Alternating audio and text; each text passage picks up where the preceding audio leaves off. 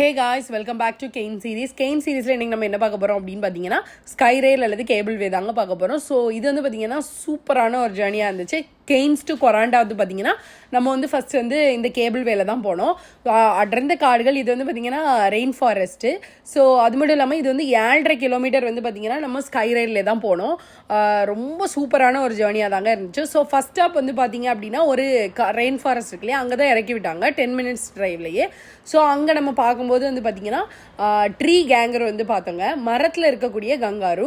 So சூப்பராக இருந்துச்சு. But நம்மளால் ஃபேஸ் எல்லாம் பார்க்க முடியல. ஸோ அதனால் நான் இமேஜ் வந்து உங்களுக்கு அட்டாச் பண்ணியிருக்கேன். அங்கே இருக்க ரேஞ்சர் வந்து நம்மளுக்கு சொல்லியிருந்தாரு.